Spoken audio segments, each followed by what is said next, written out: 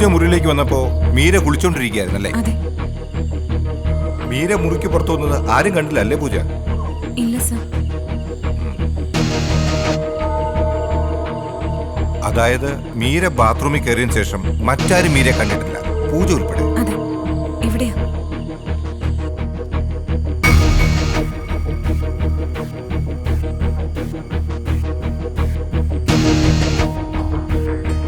ഏകദേശം എത്ര സമയം തുണി അലക്കാൻ പൂജ ഇവിടെ സ്പെൻഡ് ചെയ്തിട്ടുണ്ടാവും? മാക്സിമം ഒരു അരമണിക്കൂർ സർ. എത്ര മണിക്കാണ് പൂജ ടെറസിലേക്ക് വന്നത്? ഒരു 7:30 കാണും. അതായത് അഥവാ മീര മുറിയിൽ ഒറ്റയ്ക്ക് ഉണ്ടായിരുന്നപ്പോ അവിടെ ആർക്കെങ്കിലും വരാൻ അരമണിക്കൂറെങ്കിലും കിട്ടിയിട്ടുണ്ടാവും എന്നർത്ഥം. പൂജ അലക്കിക്കൊണ്ടിരുന്നപ്പോ കറണ്ട് പോയെന്ന് പറഞ്ഞല്ലോ. ഏകദേശം എത്ര മണിക്കാ കറണ്ട് പോയത്? ഞാൻ ഇവിടേക്ക് വന്ന് ഡ്രസ്സ് മാറി അലക്കിക്കൊണ്ടിരുന്നപ്പോഴാ കറണ്ട് പോയത്. വാഷിംഗ് തുടങ്ങി ഒരു 10-15 മിനിറ്റ് ആയി കാണും സർ. പിന്നീട് എത്ര സമയം കഴിഞ്ഞാ കറണ്ട് വന്നത്? ഒരു 10 മിനിറ്റിനകത്ത് കറണ്ട് വന്ന് കാണും സർ. നിങ്ങളെ റൂമിന്റെ കീ സാധാരണ ആരുടെ കയ്യിലാ സൂക്ഷിക്കുക? മീരയാ സൂക്ഷിക്കാറ്. അപൂർവം ചില അവസരങ്ങളിൽ മീര വീട്ടിൽ പോകുമ്പോഴോ മറ്റോ മാത്രമേ ഞാൻ സൂക്ഷിക്കാറുള്ളൂ.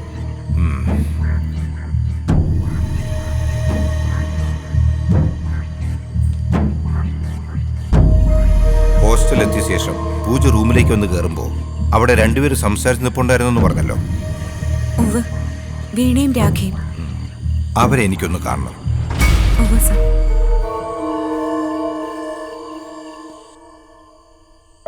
ആസ് പെർ മൈ കൺക്ലൂഷൻ, നിങ്ങൾ രണ്ടുപേരുമാണ് മീരയെ അവസാനമായി കണ്ടത്.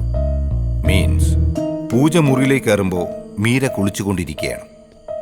മീരയുടെ ശബ്ദം മാത്രമാണ് പൂജ കേട്ടത്. എന്നാൽ മീര റൂമിലേക്ക് കയറുന്നത് നിങ്ങൾ രണ്ടുപേരും കണ്ടിട്ടുണ്ട്, ശരിയല്ലേ? അതെ. അവസാനമായി മീരയെ കണ്ടത് ഒന്ന് വിശദീകരിക്കാമോ? കനത്ത മഴയുണ്ടായിരുന്നു. ഞാൻ ഇടനാഴിയിലൂടെ നടന്നു വരികയായിരുന്നു. ഞാൻ വരുമ്പോ ഹോസ്റ്റലിന്റെ എൻട്രൻസിൽ പൂജ ആരോടോ ഫോണിൽ സംസാരിച്ചുകൊണ്ട് നിൽപ്പാ. അപ്പൊ സമയം 7 മണി കഴിഞ്ഞിരുന്നു. 7:10 7:15 ആയി കാണണം. ഞങ്ങൾ അവിടെ നിന്ന് സംസാരിക്കുമ്പോൾ മീര വാതിൽ തുറന്ന് അകത്ത് കയറി. മീര അകത്ത് കയറി വാതിലടച്ചു കഴിഞ്ഞ് 10 മിനിറ്റോളം ഞങ്ങൾ അവിടെ നിന്ന് സംസാരിക്കുകയും ചെയ്തു. ഞങ്ങൾ അവിടെ നിന്ന് പോകുന്നതിന് മുമ്പ് തന്നെ പൂജയും റൂമിലേക്ക് വന്ന് കയറി. പൂജ അകത്ത് കയറി ഒരു 5 മിനിറ്റ് കൂടി കഴിഞ്ഞു കാണണം. ഞങ്ങൾ രണ്ടുപേരും പോവുകയും ചെയ്തു. അകത്ത് കയറിയ പൂജ പിന്നെ വാഷിങ്ങിനായി പോയത് നിങ്ങൾ പോയതിനു ശേഷമാണോ? ആണ് സർ. കാരണം പൂജ ഇറങ്ങിപ്പോയത് ഞാൻ കണ്ടിരുന്നില്ല. പക്ഷേ ഞാൻ ഇവരെ രണ്ടുപേരെയും കണ്ടിരുന്നു. ഞാൻ വാഷിങ്ങിനായി പോകുമ്പോൾ വീണ എന്റെ മുമ്പിൽ കുറച്ച് ദൂരത്തായി പോകുന്നുണ്ടായിരുന്നു. രാഖിയാവട്ടെ ഞാൻ വന്ന ഭാഗത്തേക്കും. പൂജ പറഞ്ഞത് ശരിയാ, ഇവർ നിങ്ങളെ കണ്ടിരിക്കാൻ വഴിയില്ല. രാഖിക്ക് എന്താ പറയാനുള്ളത്? വീണയും പൂജയും പറയുന്നത് ശരി തന്നെയാകണം. മീര മുറിയിലേക്ക് വരുമ്പോൾ ഞാൻ മീരയ്ക്ക് പിറകിലായി വരികയായിരുന്നു. വീണ പറഞ്ഞതുപോലെ ഞങ്ങൾ കുറച്ചു നേരം അവിടെ നിന്ന് സംസാരിച്ചു. അത് കഴിഞ്ഞ് പോവുകയും ചെയ്തു. പൂജ വാഷിങ്ങിനായി ഇറങ്ങി പോകുന്നത് ഞാനും കണ്ടിരുന്നില്ല. മീര രാഖിയെ കണ്ടിരുന്നോ? കണ്ടിരുന്നു, പക്ഷേ നല്ല ദൂരത്തിലായിരുന്നു ഞങ്ങൾ. പൂജ മുറിയിൽ നിന്ന് ഇറങ്ങുന്നതിന് തൊട്ടു മുമ്പാകണം ഞങ്ങൾ അവിടെ നിന്ന് പോയത്.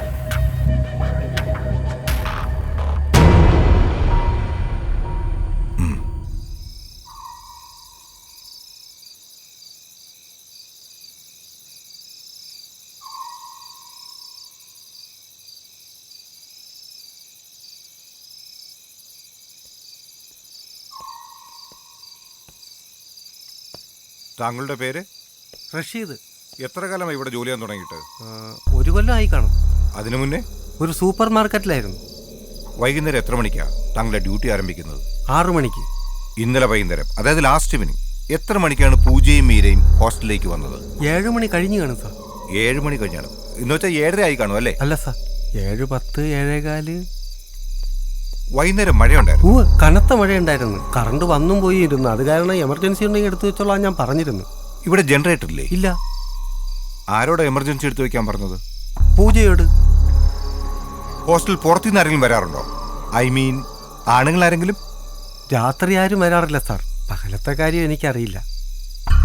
ഇന്നലെ വൈകിട്ട്, അതായത് മീരയെ കാണാതായി എന്ന് പറയുന്ന സമയത്ത്, അല്ലെങ്കിൽ അതിനു മുമ്പോ ശേഷമോ?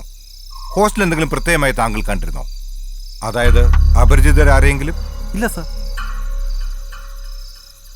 അവർ ഹോസ്റ്റലിലേക്ക് വരുമ്പോൾ എന്തു ചെയ്യാറുണ്ട്? പുറകിലെ വരാന്തയിൽ 2-3 ഓട് പൊട്ടിയിരിപ്പുണ്ടായിരുന്നു. മഴ പെയ്യുമ്പം പാത്രം എന്തെങ്കിലും എടുത്തു വെച്ചില്ലെങ്കിൽ വെള്ളം ഒഴുകി അകത്ത് കയറും. അതെടുത്തു വെക്കാൻ പോയതായിരുന്നു ഞാൻ. ആ എത്തിയോ? എവിടെ ആയിരുന്നു? എന്താ ഇത്ര വൈകിയത്? ടെക്സ്റ്റൈൽസിൽ നിന്ന് ഇറങ്ങാൻ അല്പം വൈകി ചേട്ടാ. ആ കറണ്ട് വന്നും പോയി ഇരിക്കുക. നന്നായിട്ട് ഇടിയും വെട്ടുന്നുണ്ട്. എമർജൻസി ഉണ്ടെങ്കിൽ എടുത്തു വെച്ചോ. അതിനുശേഷം ഒരു 8-8:30 മണിയായി കാണും. പൂജ വീണ്ടും എന്നെ അന്വേഷിച്ചു വന്നു.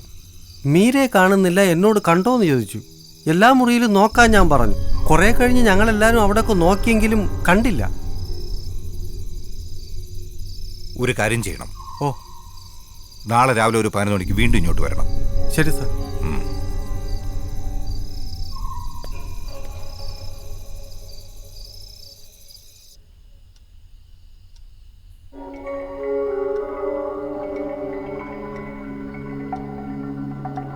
എനിക്കറിയാത്തതായിട്ട് എന്തെങ്കിലും പ്രശ്നങ്ങൾ മേരിക്കുള്ളതായിട്ട് പൂജയ്ക്കറിയോ? അങ്ങനൊരു പ്രശ്നങ്ങളോ അനാവശ്യ ബന്ധങ്ങളോ ഒന്നും മീര സൂക്ഷിച്ചതായി എനിക്ക് അറിയില്ല. എപ്പോഴും ഹാപ്പി ആയിരുന്നു, ആരോടും പിണങ്ങാറില്ല. അനാവശ്യമായി ഒരു ഫോൺ കോള് പോലും, എന്തിന് ഒരു FB അക്കൗണ്ട് പോലും മീര ഉപയോഗിക്കുന്നത് ഞാൻ കണ്ടിട്ടില്ല.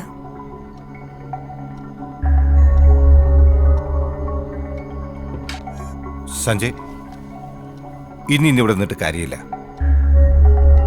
നമുക്ക് പോയിട്ട് നാളെ വരാം. എനിക്ക് കുറച്ചുകൂടെ കാര്യങ്ങൾ അറിയാനുണ്ട്. ചേട്ടാ വാ സഞ്ജയ്, പറയുന്നത് കേക്ക്. മീരയ്ക്കൊന്നും സംഭവിച്ചിട്ടുണ്ടാവില്ല. നമുക്കിവിടേക്ക് എത്രയും പെട്ടെന്ന് തിരിച്ചു വരേണ്ടതുണ്ട്.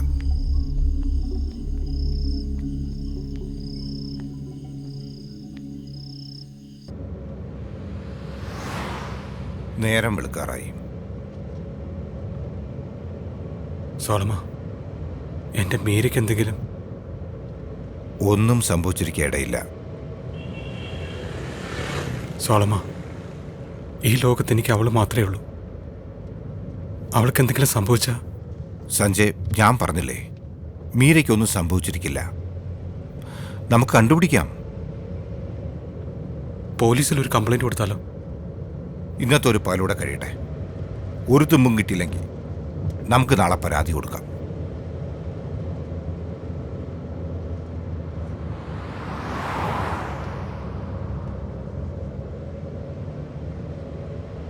പൂജ വാഷ് ചെയ്യാൻ പോയി തിരിച്ചു വന്ന 20-30 മിനിറ്റിനകമാണ് മീരയെ കാണാതായിരിക്കുന്നത്. ആ സമയത്ത് കുറച്ചു നേരം കറണ്ടും പോയിരുന്നു. റൂമിന്റെ താക്കോലാട്ടെ മീരയുടെ കയ്യിൽ.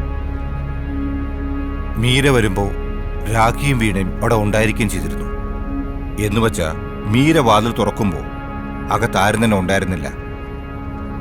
ഇനി അങ്ങനെ ആൾ ഉണ്ടെന്ന് തന്നെ വെക്കുക. പക്ഷെ അയാൾക്ക് തീർച്ചയായും മീരയെ ഫോളോ ചെയ്ത് അകത്തേക്ക് കയറാൻ കഴിയില്ല. കാരണം ആ സമയത്ത് റൂമിനടുത്ത് തന്നെ രാഖിയും വീണയും ഉണ്ടായിരുന്നു. ഹോസ്റ്റലിലെ വരാന്തയിലാട്ടെ പൂജയും. പിന്നെ എങ്ങോട്ടാണ് മീര പോയത്?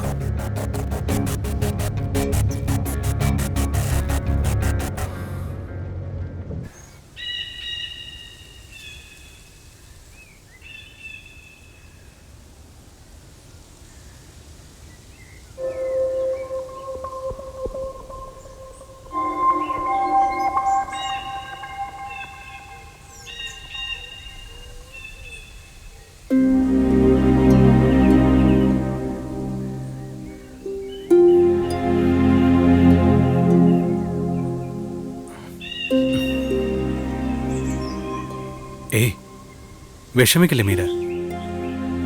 ഇതൊക്കെ മാറും. എല്ലാ പ്രണയങ്ങളും ഇങ്ങനെയൊക്കെ തന്നെ. എല്ലാം ശരിയാവും. മീര, നമ്മൾ ആരോടും ഒരു തെറ്റും ചെയ്തിട്ടില്ലല്ലോ. പരസ്പരം കണ്ടു, സ്നേഹിച്ചു, വിവാഹം കഴിച്ചു. മീര, അച്ഛൻ, അമ്മയ്ക്കെന്നെ മനസ്സിലാവും. പക്ഷെ അച്ഛൻ, എനിക്കറിയാം നിന്റെ അച്ഛന് നിന്നോടുള്ള സ്നേഹം. എല്ലാ അച്ഛന്മാരും അങ്ങനെയാ. അവരുടെ സമ്പാദ്യവും അഭിമാനവും ഒക്കെ സ്വന്തം പെൺമക്കളാ. അതുകൊണ്ട് സമാധാനിക്ക്, എല്ലാം ശരിയാവും.